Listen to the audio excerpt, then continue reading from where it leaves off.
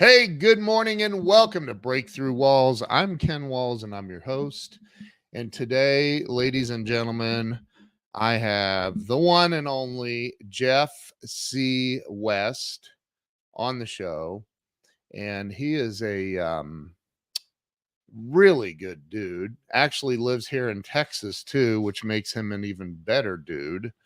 I met him through Bob Burg, and Jeff and Bob recently wrote a book together. We're going to be talking about his life story and everything in between and help you have a breakthrough. But here's what I want you to do first is I'd like you to share this out. Let's get a bunch of people on here. Share this out. This guy is filled with a ton of wisdom. So share it out and let's get a bunch of people watching. Jeff C. West is with us. Hang tight.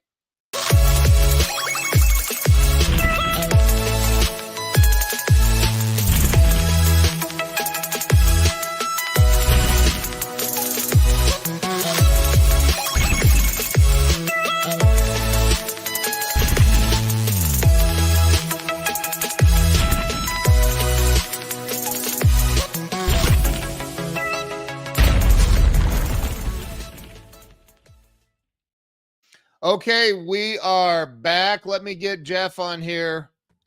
Jeff, welcome to the show. Thank you, my friend. I'm so glad to be here. It's such an honor. Thank you so much. I am very happy to have you here. We have Facebook users saying hi to me. And I don't know who that is, but identify yourself.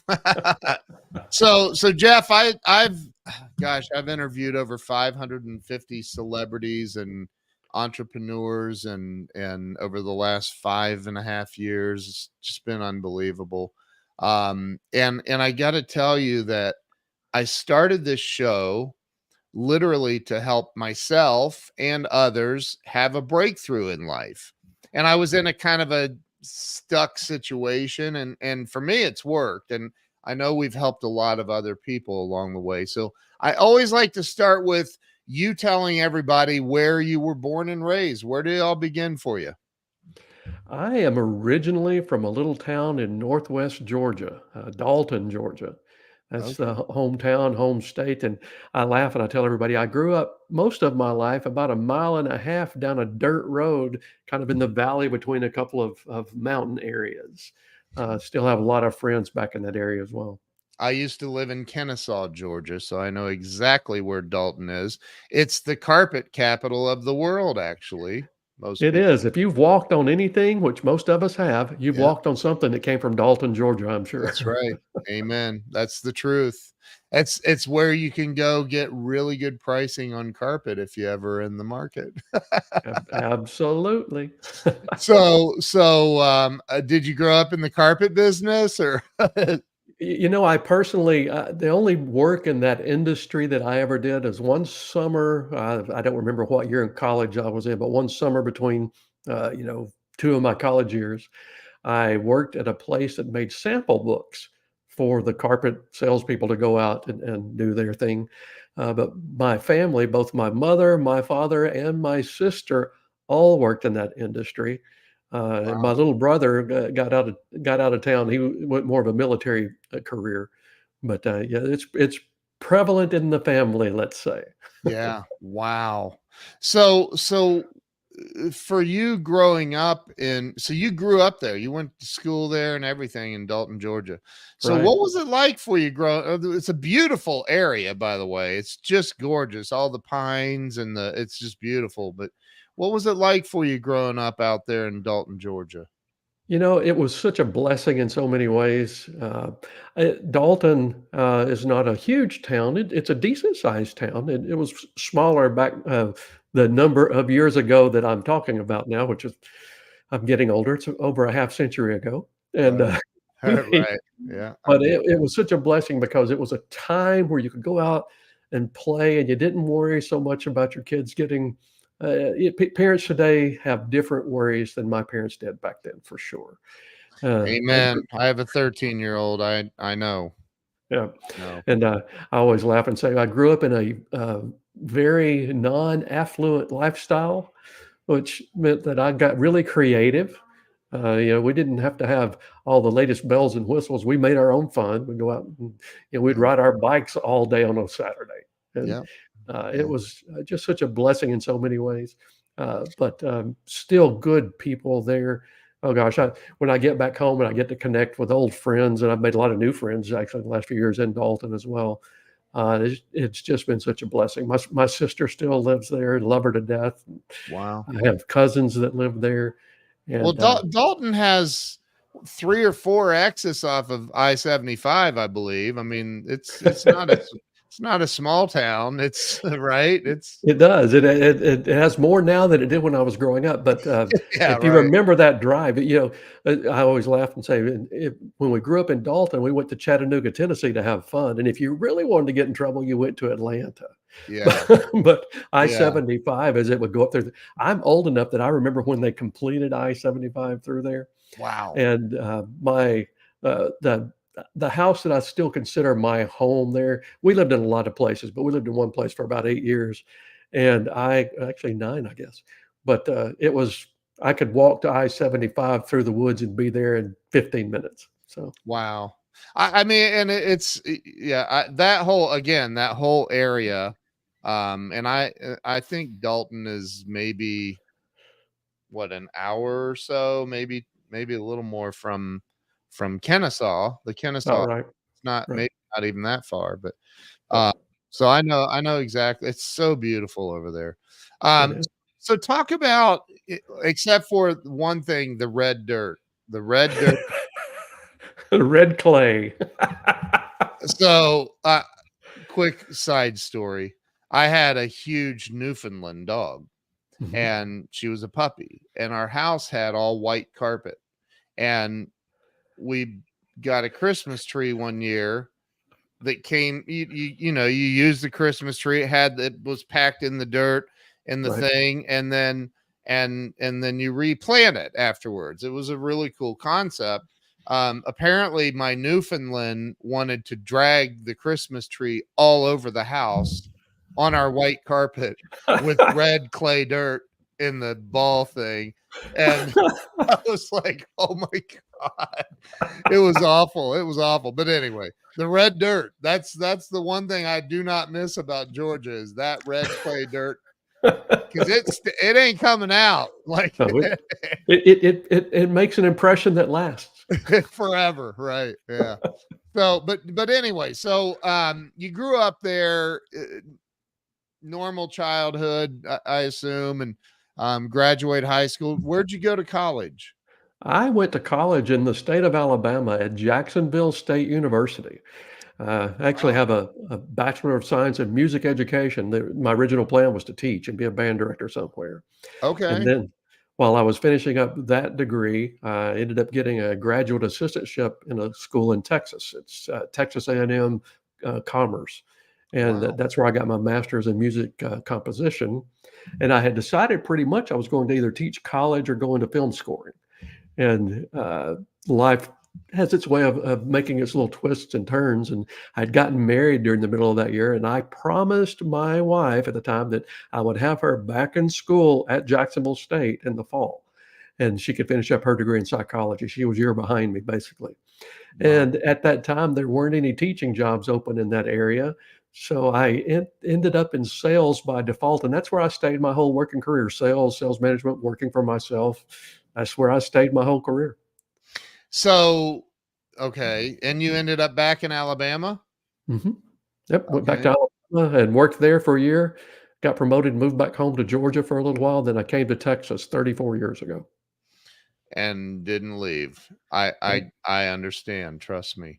So you went to, you got where did you get into sales? Was it when you were back in Alabama? Right. Okay, The, what did you the start selling? What was your first sales job? The first sales job was for a musical instrument company, which Okay, was kind of somewhat using my degree, and I would do some clinics for band programs and all of that. But yeah, they worked for a man who changed my life. And if there's time to get into that story, I'll tell you more about that later. please. Yeah. It's a guy named Jack Amberson, and Jack is still one of my life heroes. I worked for him for maybe 2 or 3 years. I don't remember the exact length of time, but he was my sales manager in that musical instrument company. And he taught me how to do a lot of things in sales, and he got me reading and learning and all that, which was huge for my career. Yeah. But the most important thing I learned from Jack has nothing to do with business, but it has everything to do with business and life. And that year, well, I was out here in Texas getting my master's degree, and I knew there weren't going to be any teaching jobs open close to the college that my wife needed to go to. Yeah. Jack had gotten in touch with me to see if I wanted to work for him and do the sales job. And he said, "Why don't you come out here on your spring break? Spend the week with me. You can stay at our house and just travel with me while I do the job. And then if it's something you want to do, great. If it's not, great." And so I stayed at his house in Alexandria, Alabama, with him and his Wow. wife, Sharon, and their 2 kids, Becky and Ted. And I Wow. think Ted was in the 1st grade and Becky was even younger. And Ken, he changed my life because every morning we'd be sitting around the coffee table, drinking coffee, getting ready to go. And I'm guessing this was around 6 or 7 in the morning. And his kids would come in, they'd run in there in their pajamas, jump up into his lap, and he gave them both big hugs, big kisses.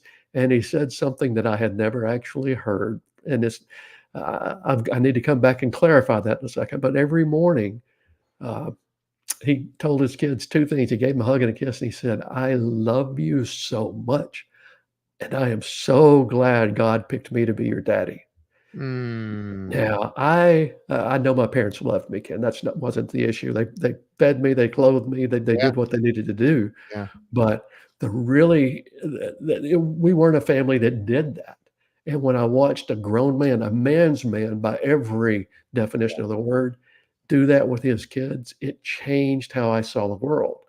And later on, when I had my 2 daughters, they grew up with me doing that same thing with them. And of course, their mom was great too. Yeah. And that's just how they've grown up. I've been hopelessly and helplessly in love with my daughters since the day they were born. And Wow. so being able to openly express that to them, it broke the cycle, which had probably been going on for generations in my own family, where people didn't do that. And now Wow. I've watched them do that with their children. I see my grandchildren getting loved like that too, and it just blesses my Amazing. heart so much.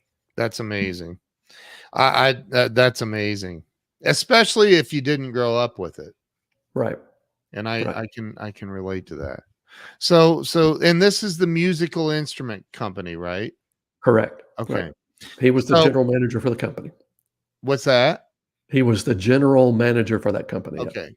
And so you took the sales position. Mhm. You and that well, that was in Alabama though, right? It was in Alabama. I did well the first year. I made 50% more in sales than I would make teaching that first year, even with a master's degree and a band director's stipend.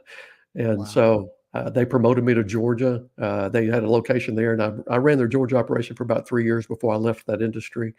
But you always look back. I say life is lived forward, but understood backwards. I think that's a quote from Kierkegaard. And when I was going through things at the time, it wasn't the way I planned it, but as I look back, oh, it was such a blessing. I mean, Steve Jobs said that the you can only connect the dots by looking backward, That's right? right. So it's the truth. So I've been in sales my entire life, and so I love interviewing sales experts, quite frankly. Um, and so talk about. It sounds like you had success in that company. Talk about what attributed to your success. I remember when I first got in sales, I was working at the Honda factory building cars, and I thought, I'm gonna go. I met some very wealthy salespeople. I thought I'm gonna get into sales. 30 days later, I'll have the $50 million in the bank and I can just retire in my early 20s. Right. It's the way it works So for all of us. right. But I think we all have those thoughts, but the reality was I didn't know anything about selling. I was an uneducated idiot. And I'm like, oh God, I'm drowning now. And that's when I got into the Zig Ziglar, Brian Tracy, all of that. Right. But talk about what attributed to your success so quick? It sounds like you quickly excelled I in did in some respects, but in some respects, I still too had so much to learn. yeah, Being around Jack was good. Jack got me started reading about sales and yeah, success and all of that, so that was helpful. That's where I read my first parables, which has been the type of book that I write mostly. yeah, I, but it was because I wasn't afraid of hard work, and I went out there and just did the job. I had my first full-time job working 40 hours plus per week when I was 14 years old, I think. It was in the summer, and then I would work part-time during the school year. yeah, And it wasn't, it was by choice on my part, but I didn't want my mom to have to pay for everything that I wanted to do, and she couldn't have, and so I needed to do that. yeah, But then after I left the musical instrument industry, I ended up in the industrial sales industry in the Atlanta, Georgia market. yeah, And that's where I really began to develop my skill set. And again, I continued my learning. Same people that you just talked about. Brian Tracy actually endorsed my first book, even so. I've been following him forever. yeah. And it was at that point that I really began to stretch my wings. Uh, I was in the industrial uniform industry out of a company. It was actually out of Griffin, Georgia, but I primarily worked in the Atlanta area. Uh, they had some pretty good training there as far as what you needed to do. And long story short, after about 3 years, two of us out of that branch were in the top three in the nation. And it was so funny. That's a very capital intensive business. So when a salesperson opens up a new client relationship, the company spends a lot of money to buy the uniforms and deliver them. And there were more than 1 year that they sent Scotty, the other salesman that was doing so well. They would send us off to other locations because we had maxed out what they could spend, and we would go help other locations and sell there. And then that's the industry that brought me back to Texas. Actually, I got a promotion and moved to Denton, Texas, and ran a branch there. About 2 years later, we were sold. And that, long story short, I ended up in an uncomfortable situation for about 18 months, and then I started my insurance career, and that's where I stayed the rest of the time. Okay, so that's an interesting move. And Denton is about, I think, 20-30 minutes from where I'm sitting right now. Yeah, we were laughing about that before. My daughter lives, probably 10 or 15 minutes from you. Oh my goodness, that's amazing. So the company got sold, and then what made you go into insurance? I mean, I think about industries that I would never want to have to sell in. Right. I'm Right. sorry. And I have a lot of clients that are in insurance. I love you guys if you're watching. I just couldn't imagine. I mean, there's so many. It's such a competitive market, and so many. What in the world made you go, I need to get into insurance? This is going to sound a lot less flashy than you might think, but Oh, here's the real story behind the scenes. The uniform company that bought us out, they were a great company, but that buyout didn't really work well for me, partly because of the way I responded to it. And at the time, I wanted to blame everybody but me. But the truth with both of us, Ken, and with everybody is our real determining factor is yeah. more about what's between our ears than what comes through our eyes. Yep. And so it was, I didn't respond well. And after about 18 months, including multiple commission structure changes and territory issues and Yeah. all of that, I walked in one day and I called the general manager, actually the sales manager, on the phone. I said, I'm going to swing by the office. You and I need to have a conversation. And when I got there, I began to rant. I walked into their office and I literally, it was not a pretty picture. I wouldn't even begin to tell your audience what I actually said that day, but let's Yeah. just say I could kind of hear the old Johnny Paycheck tune in the background, take this job. Yeah. Right. And Right. I walked out of there an unemployed man. I Wow. had it. And Yeah. I had gone from making about 60 grand a year in 1990, 91-ish, Yeah. to making about 20 grand a year with that new company. And it wasn't all their fault, but some of it was. But again, it's all my responsibility. So I quit. I didn't have another job lined up. And I was looking in the newspaper, I guess it was the Dallas Morning News, saw an ad for the insurance carrier that I went with. And I called up and I interviewed. The biggest reason that I chose that industry is I knew with my personality, it was time for me to work for myself. And Yeah. that was the industry everybody was an independent contractor. So you didn't have a boss, you didn't have employees, you had to pay your own taxes, you did everything Yep. yourself, Yep. which is really what I was more suited for all along.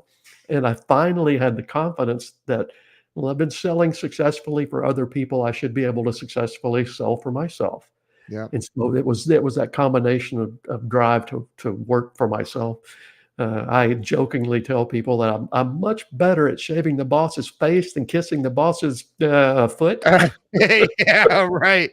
And Right. so, and Right. so that was the main choice that I did. And I ended up being a district manager for that company in Denton pretty soon, actually. What type of insurance was it? It was P&C employee or benefit related, and it oh, was. okay. I don't know if I know on certain shows I do say brands and others I don't say brands, but if it's okay, I'll even say the name of I the don't company. care. Go Yeah. for it. Yeah. Okay. Well, the company was Aflac, and Okay. it was a voluntary insurance program that went into employee benefit Yeah. programs, I have a good supplemental. friend that worked for Aflac for years. Oh, Yeah. you want to say the first name? I bet I know She's up out of near Cleveland, Ohio. him. Oh, then I It's wouldn't know her then. Carrie is yeah. Yeah. She's been with them. She's no longer with them, but she was with them for Right. a long time. Yeah. Technically, I still have a contract. I retired 10 years ago. I was a state manager in the Houston area for the last 10 years Wow. of my career. Wow. Retired With from that Aflac. industry. Yeah. Wow. And I retired at 54 years old, and that's a good thing in some respects. I mean, it's nice to be able to do that. Yeah. On the other hand, I needed to do something, so I immediately went out and started speaking and writing books and stuff. So that was, it was a great career for me. That's awesome. Yeah. So that's where you went to Aflac and you stayed with Aflac the entire time? Right. Wow. Never did anything else in the insurance industry unless Aflac lined up an arrangement. Like when there was Aflac wanted to get into the dental insurance early on in my career, and so they worked with a company called Emeritus. Well, then I was appointed with Emeritus. Yeah. But primarily it was just all Aflac. So. And you were an independent contractor. Even as a state manager, I was. They've now made all the state managers employees. They call them market directors instead of state sales coordinators, but they're all employees. And that decision was coming down the pike, which was one of the reasons I retired. Yeah. And I've been talked to about certain things, and I always come back to the same point. Guys, I'm better at shaving the boss's face. I'm not good at taking orders. Somebody would tell me something, Ken, they'd say, well, Jeff, we think you ought to do that this way. And if it made sense, I would do it. But if it didn't, I would say, I don't think so, Sparky. And that's not a good thing for an employee. They don't like that. They don't like that. They like yes men, yes women. Great company, though. So what? Okay, along the way, I'm trying to. I'm not trying. I'm going to segue into something. Along the way of what is that? 30-year span? 30 plus. I started in sales in 82 and I retired in 2014. So 32 years, I guess. Geez. Okay. So you spent all these years in sales and sales management. And I'm assuming that part of your role was recruiting and developing people. Sure. And I've been in the beginning of many businesses and bootstrapped every single one of them. How did you get, because there had to be lean times. There had to be times when you're like, hey, we can't even afford peanut butter and jelly this week. Like, right. Like there had to have been lean times where you're like, I don't know if we're going to make it. I think we might all die right now. Like this might be it. But how did you get through those lean times in the beginning? And I don't know if there were any roller coasters throughout your career, but how did you get through that? That's a great question. And then there's multiple different avenues I could go with it. Early on in sales, I struggled a little bit, but more about learning how to live off fluctuating incomes. And when I was in the musical instrument business, it wasn't fluctuating. They paid me a draw against commissions. We settled up at the end of the year and they wrote me a check. Yeah. But with everything else, it was always fluctuating. And so learning how to handle your money when your income is not, it has a lot of variation, that can be a challenge. Yeah. But the by far the worst time that I went through was during that point where the company that I came to Texas with was bought out by a competitor. And because my income dropped drastically during that time, and I thought I needed a job so I wouldn't quit and go do something else until that last button was pushed, or as a friend of mine says, "Uh-oh, my give a crapper just broke. I don't care anymore." Yeah. So, there's a country song called "My Give a Damn Is Busted." That I had to get to that point. But Right. during that time, we were going under financially. I literally, I had, if you had checked my credit back in 1993 when I started with Aflac, Yeah. you'd have found 23 debts that were just horrible black marks on my career. Yeah. I'd even been advised to go bankrupt. And I laugh about this. I write a little bit about this in the preface to the new book. I didn't go bankrupt for two reasons. Number one, I felt obligated to go back and pay those debts. And that's not to judge anyone who has filed bankruptcy. I know there's legitimate reasons for it. Yeah. In my case, these were personal debts that I owed, and I just felt like I needed to go back and do that, which, spoiler alert, about 2 years after I started with Aflac, I had everything paid off, and we bought a really beautiful home in Denton. Wow. But the second reason I didn't go bankrupt is the attorney who told me I should. He said I would need to write him a check for $1,200, and I said, "Dude, if I had $1,200, I wouldn't even be talking to you about this." Right. Right. I was too broke to go bankrupt. Go figure that one out. But how I stayed in the mix is, even when I started in the insurance industry, my income would fluctuate drastically. Your income in any sales business where you're on commission, there's always a lag time. For most people, it's going to vary, but for mine, it was 2 weeks. I'd go out and make calls, get things going, get the new company lined up, everything gets done, and then I get paid. So it was at least 2 to 4 weeks was the sales cycle. Yeah. And what happens to most people, including me as a rookie, is you make a sale, you get fat and happy, and you quit to prospecting, and all of a sudden your income follows the other direction too. When your activity level goes down, so does your income. Yeah. So during that time, I began to dig my way out of what was going on. It took me a bit, but we had moved our family from a nice middle-class neighborhood just south of Denton, Texas, where it was on a cul-de-sac, and my kids were riding bicycles in the cul-de-sac with their friends and playing, and we had to move out. And I moved into a mobile home that I'm almost exaggerating, Ken, when I call it a mobile home. It was old. It was this dingy brown stain. The floor was falling through in parts. The gas appliances looked almost dangerous.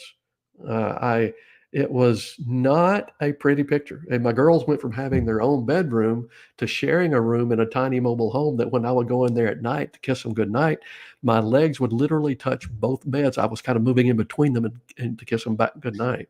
So I'm going to interrupt you here and say the greatest sales, the biggest sale that you have made in your career is convincing your wife to stay with you.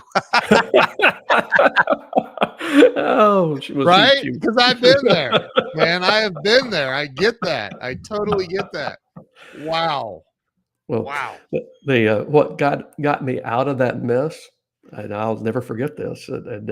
I was the house we had moved out of south of Denton. The owner of the house we'd been renting, and he said we could leave things in the storage in the garage there until the realtor sold the house because they wanted to sell the house, and they'd let us know and come pick the rest of the stuff up, so I didn't have to find a place to store a lot of stuff. And the realtor sold the house, didn't get in touch with me. Not completely their fault, because when you got bill collectors hounding you all the time, you don't necessarily take every call. And so I don't know what you're talking about. No clue. Nobody that's ever been in sales does. So, but and what happened is both my girls' bicycles were in there, and they were given away to Goodwill. And it was heartbreaking for me to have to tell those girls. My girls were 9 and 5 when I started in the insurance industry. And when that happened, and having to tell them that their bikes had been given away and I couldn't take them to Walmart and get any more. It was gut wrenching. And I remember the day I did it. We were living in the mobile home. Uh, I had told them, and then I went outside and stood on the front porch. We had one of those old tin roof front porches on the mobile home, Yeah. and it was a little bit chilly, rainy, and I couldn't go back inside. Now the kids were very resilient. They had stopped crying and gone on about their business, but I couldn't stop crying, Ken. I was on that front porch just saying, I can't keep doing this. I can't. And so I drew a line in the sand, and from that point forward, my career took off. It's in my branding now that I use a lot when I'm speaking or working with sales teams. It's called Fusion Points, engage the science of persistence. And I won't go into the neurology here unless you want me to later. But Well, yeah, because Bob said make sure that I get you to talk about that. So we're gonna, if Bob Burg says to do something, you do it. He's a very good mentor and friend. But what happened was basically that a fusion point is it comes out of my study of how people make decisions. One of the things that always confused me in sales leadership is how I could take two people that on paper looked identical. You look at them and say, okay, leadership skills, work effort, it's there. You put them out in sales. One makes the decision to persist, and they become very successful, while the other one makes the decision to quit. And you wonder how does that decision process work? So I began to delve into that as I began to brand and go out and speak. And I came across the works of a guy named Dr. Antonio Damasio. He's a professor of neuroscience for the University of Southern California, USC, and an adjunct professor at the Salk Institute. And he's a professor of neurology, and he studied how the decisions get made. And what he found was this: all decisions, without fail, are made with a combination of logic and emotion in our brain. And those parts are controlled by two different areas of the brain. Yeah. They have to communicate or decisions don't get made. And he did a study on that. And what I also found out was every time we have an emotion happen in that part of our brain, something our body does is kind of unique. It sends an electric signal down into our chest, into our stomach. We have a physiological change based on the emotion we just experienced. Now, if that's a negative emotion, like fear, thinking you're going to miss out on something, some sort of thing that we would classify as negative, that electric signal goes down in our body. It creates a somatic marker that we don't like. It's a feeling of uneasiness. We don't like it. And all we want to do is get away from it. Mm. And since all decisions are a combination of logic and emotion, whatever logic you're trying to combine with that emotion at the time, it creates what I call a collision point. And we naturally push away from it. We're not going to take the next step. We don't like this. Yep. But the opposite is also true. When we experience a positive emotional experience in our brain, it still produces a somatic marker, sends that electric charge into our body, but it's something we enjoy. If it's a feeling of love, joy, a sense of belonging, a sense of accomplishing, a sense of knowing, okay, what I'm doing means something, then it creates a different kind of physiological response. We like it. We want to continue that, and we're definitely willing to move forward. Yeah. And so when you combine in the decision-making process that positive emotional experience with logic of what you're trying to get done, then it creates a fusion point. And a fusion point, when that happens, it's that unique moment in time where logic and positive emotion merge and they ignite. And what they do, they produce loyalty, they produce persistence, they produce the person you're visiting with, if it's a sales context, that makes them comfortable taking the next step. It's a literal science with that. Well, back on that, we were talking about the mobile home day. Yeah. What I did in my own world was I created the most positive fusion point. Didn't have the terminology back then. This came later. But I created the most positive fusion point with how much I loved my family and how much I could not keep letting them down. Right. And so when I combined that with the logic of what I was trying to get done, there was no stopping me. And I would do things, of course, this is telling my age, it really is, but I would do things like carrying pictures of my daughters around in my daytimer. I didn't have my phone. I could just scroll into it. I had to carry them with me. And every time I wanted to make a sales call anywhere, It didn't matter if they said yes. It didn't matter if they said no. It really didn't matter if they liked the contact, they didn't like the contact, because every time I was looking at my girls and I knew that I was doing what I needed to do to take care of the two most precious souls I'd ever met. Okay, so I have a question. And I'm going to tell you, I had Brian Tracy on this show, and he spent almost an hour and a half talking to me on the show. And I asked, he's always all about, matter of fact, I posted a little clip yesterday. He's like, write it down, write it down, write it down. Right. And I remember the psychology of selling. I Right. wore out the cassettes, got the CDs. And so I've listened to that 1,000 times, but I said to Brian, I said, people are going to hear this stuff that you're talking about, the affirmations, and they know they need to do it. Right. Right. I said, but 98% are, and they know they need to, but they're not going to. How do you get them, those people, that 98%, how do you get them to start taking action and he goes, you can't. I go, that's not the answer I was hoping for, Brian.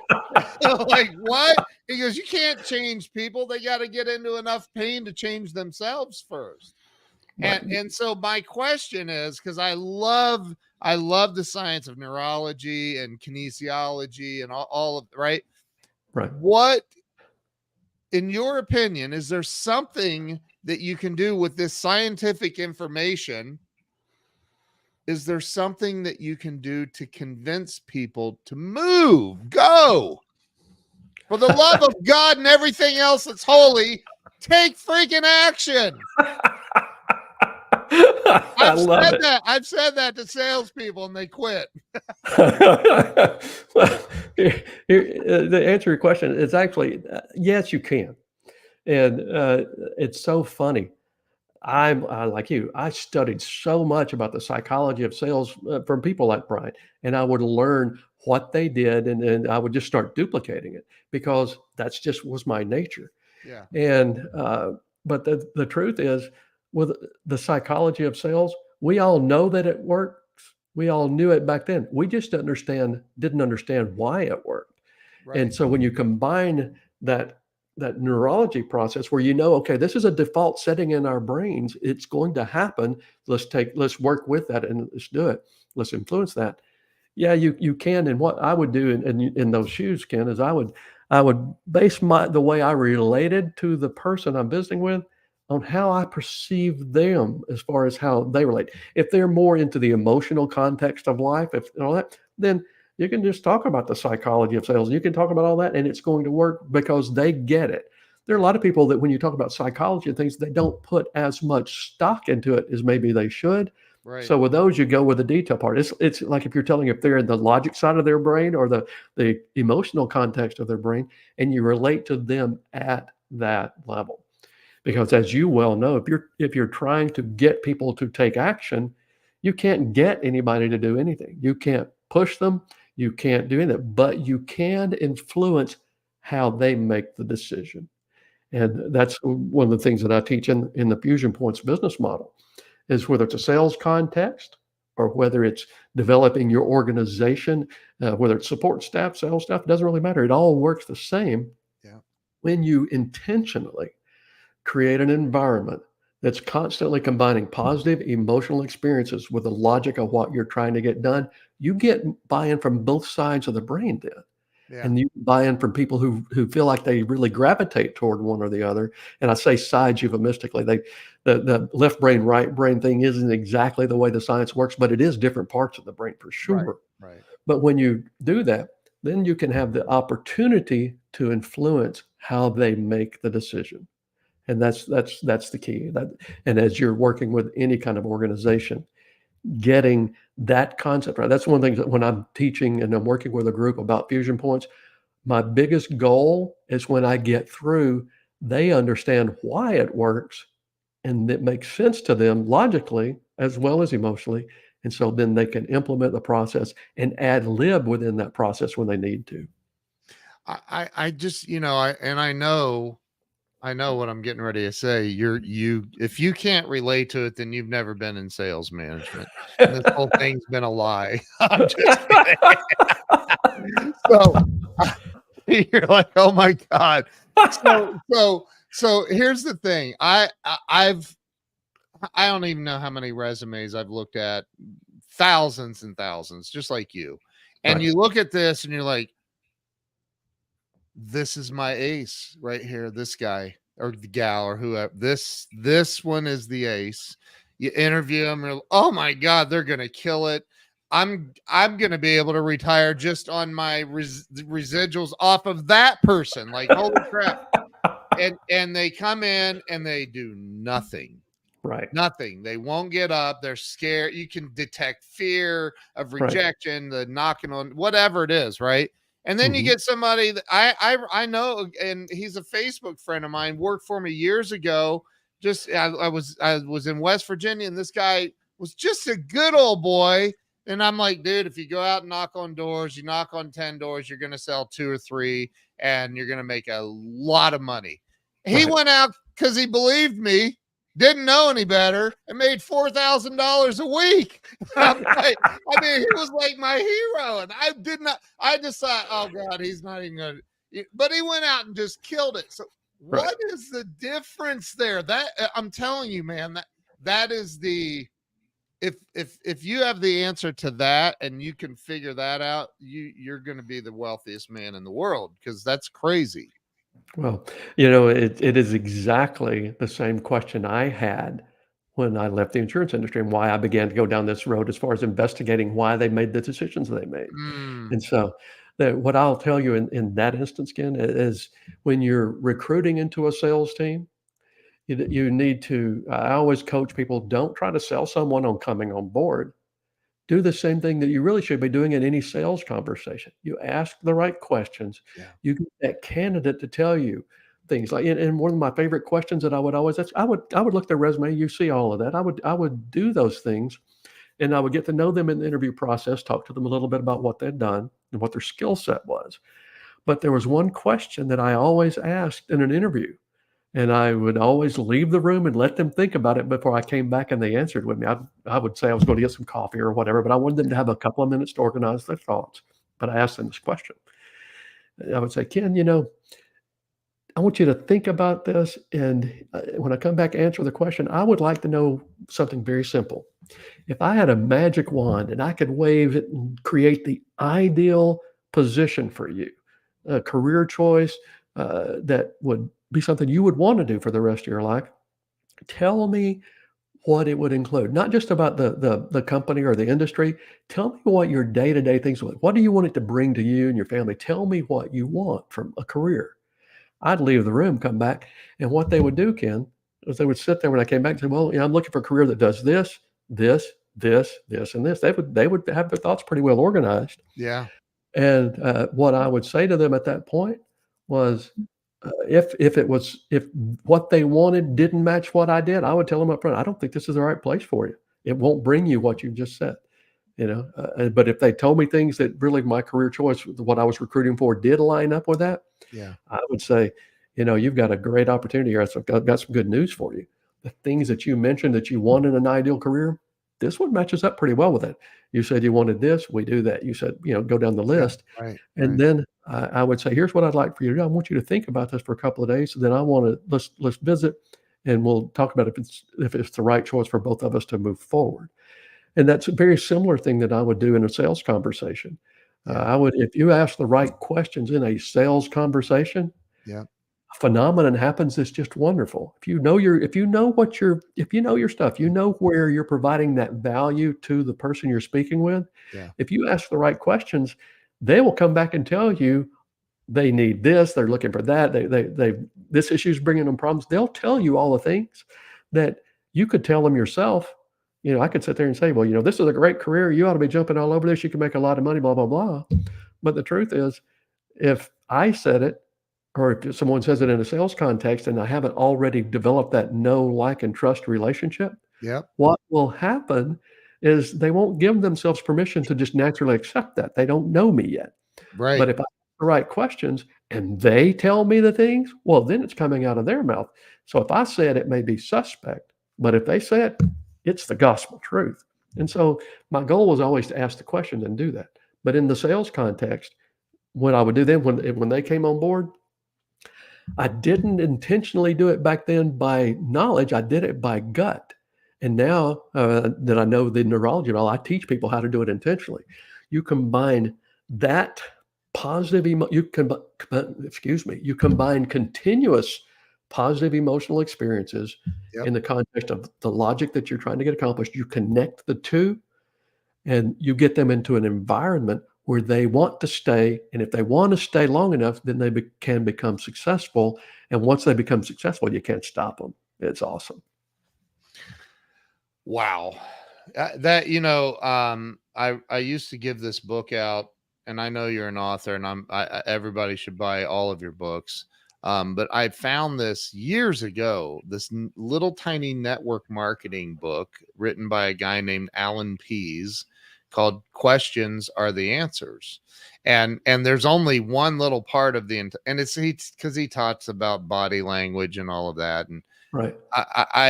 but there's this one part that talks about exactly what you were just saying, like asking the right questions.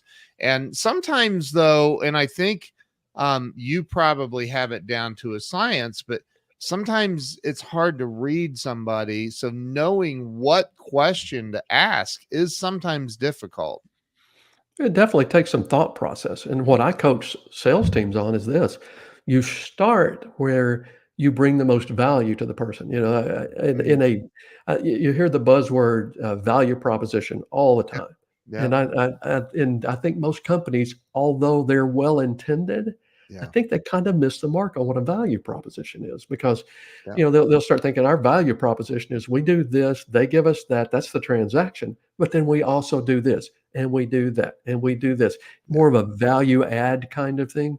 And all that's great, it really is, but it's really not what I consider the value proposition. Your value proposition, when you get down to it, is how the person sitting across from you, how their life changes, how it gets better in some form or fashion, either professionally, Yeah. personally, whatever. It gets better because they're in a relationship with you, doing business with you. Yeah. And so it's really about how their world changes. So when you get down to it, a value proposition isn't about us at all. It's not about our company. It's not about our product. It's not even about how great as salespeople we are, even though we're all great. We know that we're the good guys, but but Right. Right. it's about them. In essence, it's their value from our proposition. And so you start there when you're developing those questions. You start thinking, okay, what is their value from our proposition? How does their world get better? And then you start thinking, okay, how could I ask the right questions? What question would I need to ask them Yeah. so that they would spend the time thinking through their issues and then verbalize that back to me? Like one in the employee benefit arena, one of my very favorite questions. I would ask a lot of questions going into the discovery section of the sales conversation. Sure. But there was a question that I kind of finished up on in that discovery section. And again, we were in the employee benefit arena. So I would ask the employer, I would say, a lot of companies this day and time are having to make the tough call to either cut back on their benefits program. Some of them are cutting them out completely. And yet you still go to the expense. You still go to the effort to make that a reality for your employees. Do you mind if I ask you, why do you go to that extra effort? Why is this so important to you? And when I would do that, they literally would sit there and say, well, we offer benefits because we want to attract the right workers. We want to keep our workers. We want to take good care of our employees and all that. And the reason I did that is I wanted them to think through those issues. Now, I could have told them, look, if you're doing business with us, we're going to enhance your benefit program. You can attract better workers. You can retain those workers. You can get so much more. We even created tax breaks for them that they got each week. Right. So we could tell them that. But if I asked them that question, they would tell me that. And when they would tell me that, and I could come back and say, well, Ken, there's some things that you've said you wanted to accomplish that are really important to you that we can actually help you. And I would walk through how we did that. The closing ratio, when you do it that way, was it was huge for me. Well, and You it's know, because they're selling themselves. You're not selling them. I, You turn I, into an order taker, which is the best sales place to be in. well, you Right. think about what at its very core, sales is being focused on the other person and Amen. being able to understand and find out how their world becomes better with that Yeah. relationship. And then you help them get what they need. You've got a potential client who's got an issue they'd like to have solved. Yeah. You've got a company or a service, either you might be that company or service yourself, or you're working for someone, but you've got that solution and you put them together and you're like the old fashioned matchmakers at that point. Yeah, That's you put it. it together, you just get paid for doing it. That's it. Bob Donnell asks a great question here. What characteristics and behaviors have you confirmed are key to the successful candidate? In a sales position, Yeah. I would say, Bob, that's a great question. I would say that the things that I looked for the most were their leadership skills, their work habits, and I would look for signs in their resume. The first step was, of course, just the resume. I would look for signs in that resume that showed me they had been in successful leadership positions in the past. And I would look for how early their first job. That was one of the questions I always asked every candidate. What's the first job you ever had? How old were you? What did you do? Because I knew from my anecdotal experience Yeah. that if they'd started work early and they had kept a job and they stayed after it, that they tended to understand a work ethic better. Like in my case, I started working full time in the ninth grade, so Yeah. I understood working for a living. Yeah. So that was part of it. I would look for, in their school organizations or whatever, where did they get into leadership positions? Like Yeah. in my case, I was my college fraternity president, which I think actually made me the ringleader instead of the leader, but still. Right. Right. But I would look for those things. And then when I would get them in the interview process for that successful candidate, Yeah. I would be looking at how they interacted with me, Yeah. how their people skills were. Did they look me in the eye? Were they able to express themselves verbally fine? I would look for those things, and then I would just start asking questions about what they were looking for. And if they were the right candidate, those questions just kept making them move to the top of the stack. And I That's won't say that I was 100% successful at it, because any sales recruiter, sales manager that tells you they always got it right is lying to your rear end. I'm just going to tell you that up front. but, but it was definitely something where you're playing the percentages. Yeah. If I'm looking for certain characteristics and I know, okay, if they've got those, my percentage of helping that person become successful raise up, then I knew I was on the right track. So, There's Tony Hsieh wrote a book about Zappos that, he created Zappos, and in that he talks about, and I love this. I've never done it yet, but I love this idea. They would interview people and they would, the phone, I forget how they did it. The phone would ring and the manager would answer, okay, yeah, and hang up and go to the interviewee. He'd look at him and say, I got to get these extra chairs over here to another room. I'll be right back. And they'd get up and go grab the manager would grab the chairs and start heading out the door. If the interviewee didn't offer to help or get up and start helping, he would they come didn't get back the and job. say, hey, this isn't going to work out. So is that beautiful? Because Yeah. that if they step up and start helping, that's somebody, it's a team player. Right. So talk about the book. I know you've written multiple books, and you're welcome to talk about all of them or any of them. Okay. But I know most recently you and Bob Burg wrote a book, and I'm assuming you have a copy.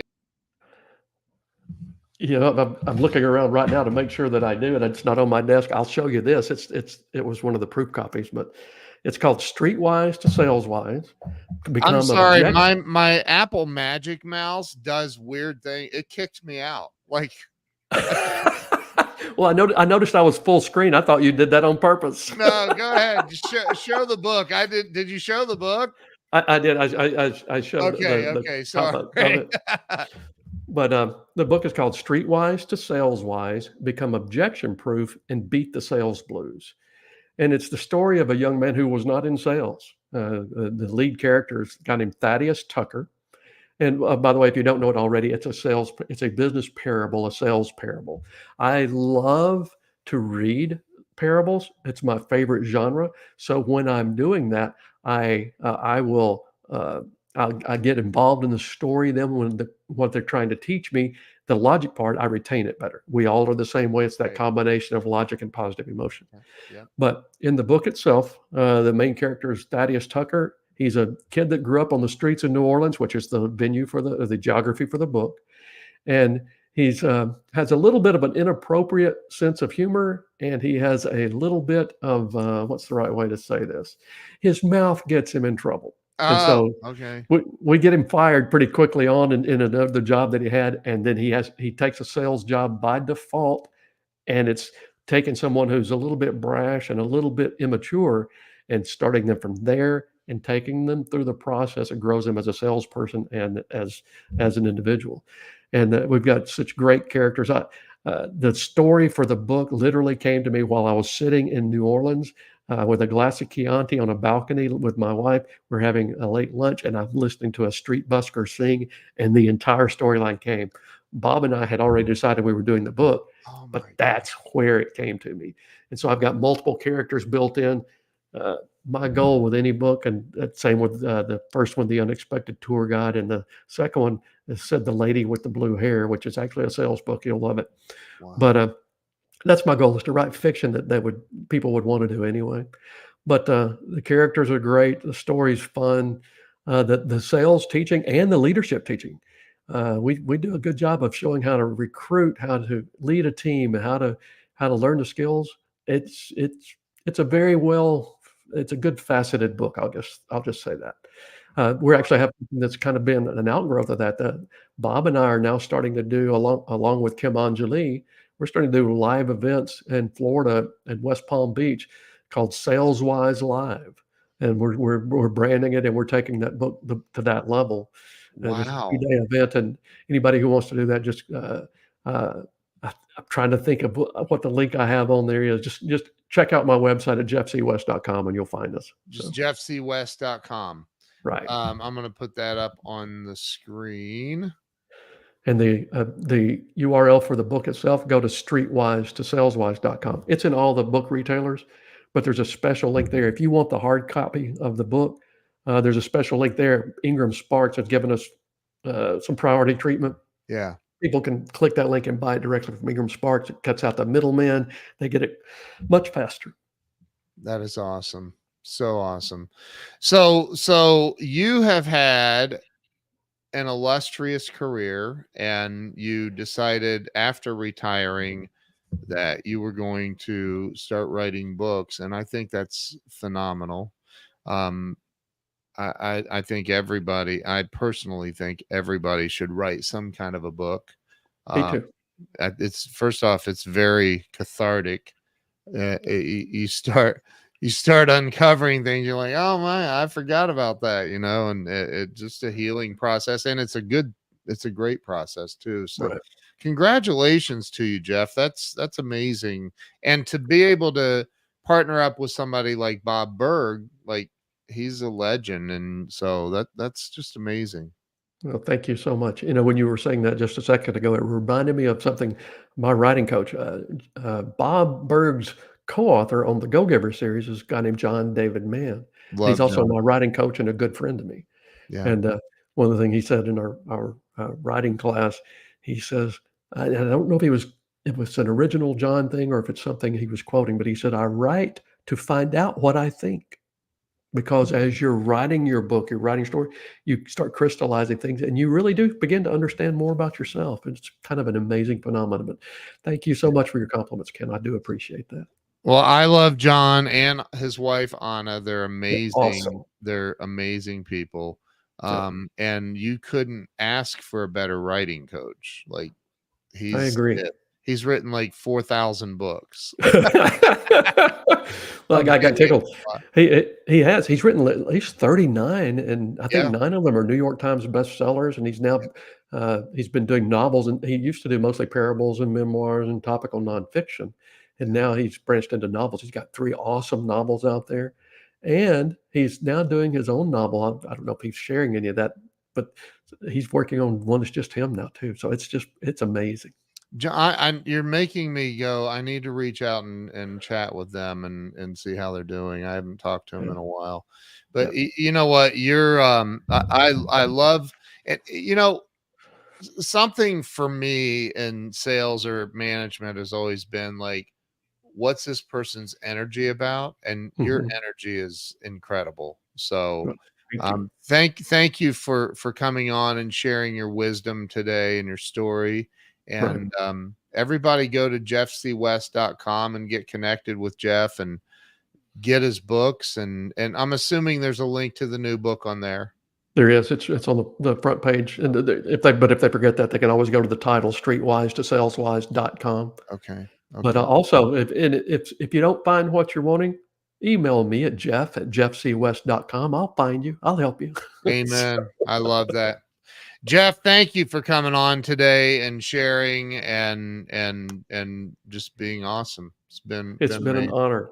It's Yeah. been an honor, Ken. Thank you so much for having me. All right. Well, I'm going to end the live stream, but stay with me and I'll be right back. Everybody that watches today, if you didn't share this out, there is time to redeem yourself and go ahead and share this out so we can get a bunch of people watching. So everybody have an awesome day. Thanks so much. Thank you, Jeff.